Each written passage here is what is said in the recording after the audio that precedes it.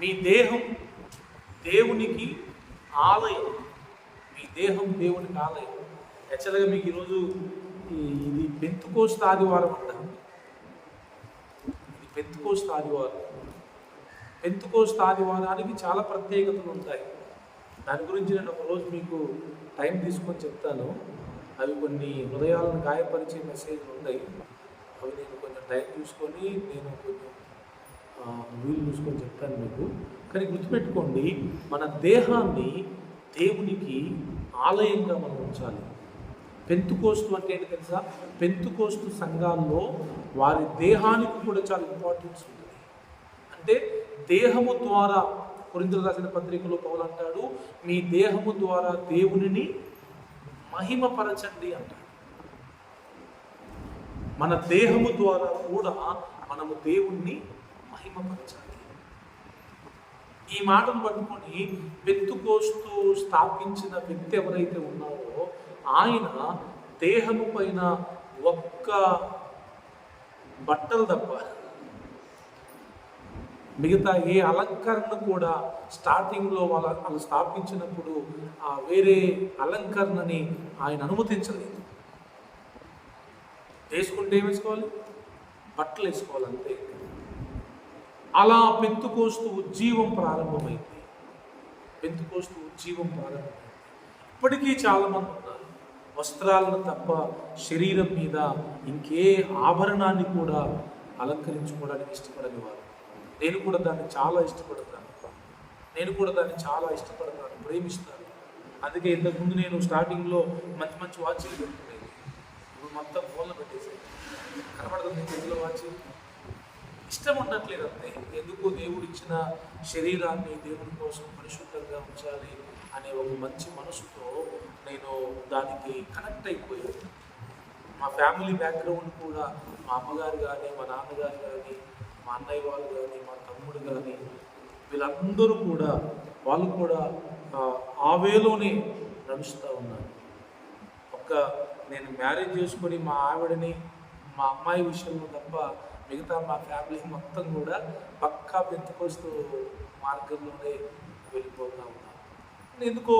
ఎందుకు మనకి ఈ ఎక్స్ట్రా అలంకరణ అని నా హృదయానికి అనిపించింది. మీరేం మళ్ళీ బాధపడకండి, అన్నయ్య మరి ఎట్టా మాట్లాడిస్తని.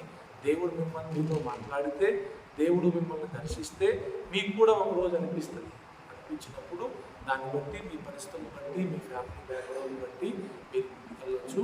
సో కానీ మన దేహాన్ని, అంటే నేను చూశాను, కొంతమందిని చూశాను, జనరల్గా ఉన్నప్పుడు ఏమో జనరల్గా ఉంటారు. పెళ్ళిళ్ళు ఫంక్షన్లు వచ్చాయనుకోండి, అసలు వీళ్ళు వాళ్ళేనా అన్నట్టు కనపడతారు. వాళ్ళ మేకప్ కానీ, వాళ్ళు వేసుకునే బంగారం కానీ, వాళ్ళ యొక్క వేషధారణ కానీ ఎలా ఉంటుందంటే అసలు వీళ్ళు మనోళ్ళేనా అన్నట్టు. అంటే చాలామందిలో నేను ఈ గర్వాన్ని చూశాను. ఏంటి? అతిశయాన్ని చూశాను. నాకున్నంత అందం ఇంకొకరికి లేదు, నాకున్నంత బంగారం ఇంకొకరికి లేదు. ఆ బంగారం మొత్తం ఇంట్లో ఉంది, అవసరాన్ని బట్టి వాళ్ళు వాళ్ళ అలంకరణ కోసం వాడుతూ ఉంటారు. ఇంకా మీరు ఆంధ్ర వెళ్తే అక్కడ మరీ దరిద్రం. ఎంత ఎక్కువ బంగారం వేసుకుంటే అంత ఏమంటారు దాన్ని, అంత విలువ అంట వాళ్ళకి అక్కడ. అందుకే వాళ్ళ ఇంట్లో ఎక్కువ బంగారమే ఉంటుంది. వాళ్ళ డబ్బులు ఎక్కువ ఉంటే బంగారం కొనుక్కుంటుంది. సరే, మన దేహం దేవునికి ఆలయం కనుక మనము చాలా జాగ్రత్తగా మన దేహాన్ని పరిశుద్ధంగా ఉంచుకోవాలి. ఇంకోటి ఏంటి తెలుసా? దేవుడిచ్చిన అందం తప్ప ఎక్స్ట్రా అందాన్ని మనం కోరుకోవడం కూడా అది దేవుడి సన్నిధిలో పాపమే. మీరు సామెతల గ్రంథంలో ఏం చదువుతారు? అందము మోసకరం, సౌందర్యం వ్యర్థం. అందము మోసకరం, సౌందర్యం వ్యర్థం. జ్ఞాని చెప్పిన మాట ఇది, పిచ్చోడు చెప్పలే ఈ మాట. ఎవరు చెప్పారు? మహాజ్ఞాని. పాత నిబంధన గ్రంథం అసలు ఆయన కంటే ముందు కానీ ఆయన తర్వాత కానీ ఇంకా ఆయనంత జ్ఞానులు ఎవరు ఉన్నారు? నాకు చాలామంది రంగేసుకుంటాయి కదా సలహా ఇచ్చారు. మీకు 37 సంవత్సరాలకే మొత్తం నడిచిపోతుంది, రంగేసుకుంటాయి కదా నేను చెప్పాను. చచ్చిపోయేంత వరకు రంగేసుకోకూడదని తీర్మానం తీసుకుంటాను. రంగేసి నా కలర్ని నేను చేంజ్ చేయాల్సిన అవసరం లేదు,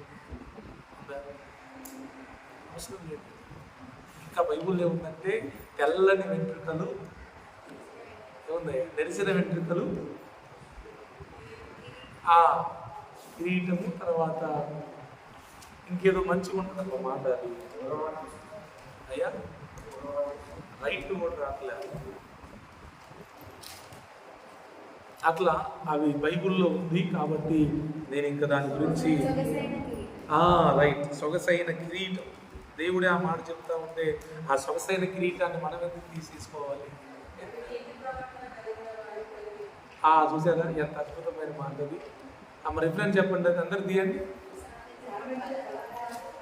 సామెతలు 16:31 అంట. 16:31 అందరు చదవండి. 16:31 బిగ్గరగా అందరూ అందరూ చదవండి. 1 2 3 స్టార్ట్.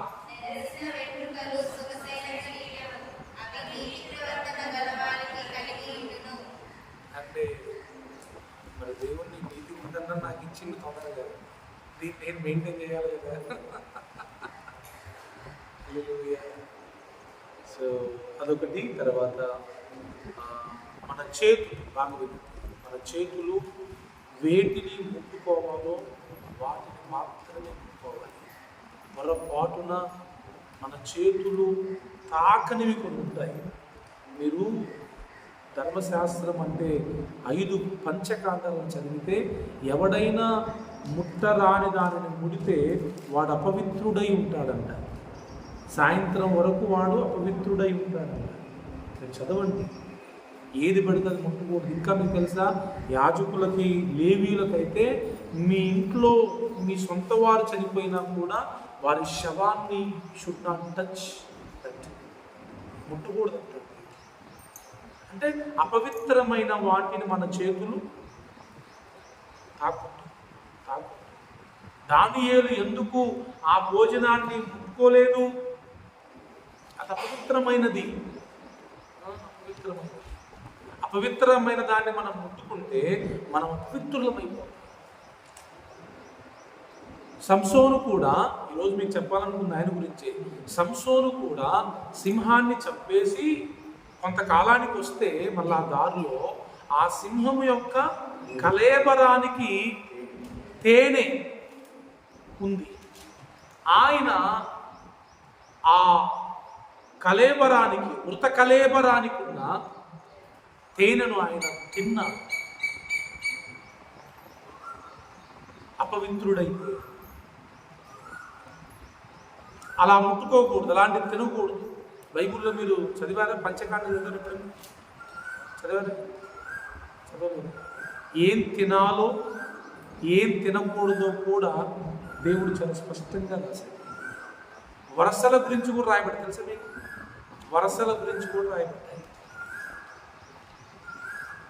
ఏం తినాలో ఏం తినకూడదో వరసలు, ఎవరిని వివాహం చేసుకోవాలో ఎవరిని వివాహం చేసుకోకూడదు, చాలా విషయాలు ఇశ్రాయేలుల ప్రజలకి దేవుడు చాలా స్పష్టంగా రాసిపెట్టాడు. అవన్నీ మనం చదివి పరిశుద్ధంగా ఉన్నాం. రాత్రి మావాలని చెప్పాను నేను, మీ పాలెం కూడా పరిశుద్ధంగా ఉండాలి అన్నాడు దేవుడు. ఆ రోజుల్లో టాయిలెట్స్ లేవు కదా. ప్రతి గ్రామానికి బహిర్భూమి అనేది ఒకటి ఉండాలి, ఊరికి దూరంగా. ప్రతి ఒక్కరూ ఆ స్థలానికే వెళ్ళి ఆ కార్యక్రమాన్ని ముగించాలి. అది కూడా ఏంటి, వెళ్ళేటప్పుడు వాటరు, తర్వాత గసిక అని ఒక ప్రత్యేకమైన ఏమంటుందండి, ఆయుధమా, పనిముట్టు తీసుకొని వెళ్ళి మీరు బహిర్భూమికి వెళ్ళిన తర్వాత మట్టి తీసి దాన్ని కప్పి రావాలి. ఎందుకంటే ప్రభు అంటాడు, నేను మీ పాలెములో సంచారం చేస్తాను కనుక మీ పాలెము నాకు అపవిత్రంగా కనబడకూడదని ప్రభు చెప్తాడు. ప్రభువుకి పరిశుద్ధతతో పాటు పరిశుభ్రత కూడా చాలా ప్రాముఖ్యం. రెండు ఉండాలి. కొంతమంది స్త్రీలను చూశాను, వాళ్ళు వాళ్ళ ఇల్లు ఎంతో పరిశుభ్రంగా ఉంచుతారు, కానీ పరిశుద్ధతకు వచ్చేసరికి అంత ప్రాధాన్యత ఇవ్వరు. పరిశుద్ధత అంటే ఏంటి? నోటి మాటలు పరిశుద్ధంగా ఉండాలి, వినేవి పరిశుద్ధంగా ఉండాలి, చూసేవి పరిశుద్ధంగా ఉండాలి, చేసేవి పరిశుద్ధంగా ఉండాలి. వీళ్ళు పరిశీలి శాస్త్రం ఏంటయ్యా మీ వాళ్ళు చేతులు కనుక్కోకుండా భోజనం చేస్తున్నారు ఏంటి అంటారు. అంటే ఈ చేతులతో అపవిత్రమైనవి ఏం తాకినా ఏం చేసినా పర్లేదు, కానీ వాళ్ళు భోజనం ఎలా చేయాలి? చేతులు కనుక్కొని. చాలా విచిత్రంగా ఉంటాయి పరిశీలన శాస్త్రం యొక్క పద్ధతులు. సో కాబట్టి ఈ పెంతుకోస్తు ఆదివారమున మీకు చెప్పాలనుకున్న మాట ఏంటంటే, మనము ప్రభు కొరకు పరిశుద్ధులమై ఉండాలి, పరిశుద్ధులమై ఉండాలి. ఆ పరిశుద్ధత మన ప్రాణాత్మ దేహములలో ఉండాలి. ఎక్కడ చెప్పండి? ప్రాణము, ఆత్మ, దేహం మూడు కూడా పరిశుద్ధంగా ఉండాలి. అప్పుడు దేవునికి మనం అంగీకారంగా ఉండాలి, దేవుడు మనల్ని బలపరిచేవాడిగా ఉంటాడు. కాబట్టి ఈ మాటలు మీ హృదయంలో పెట్టుకోండి.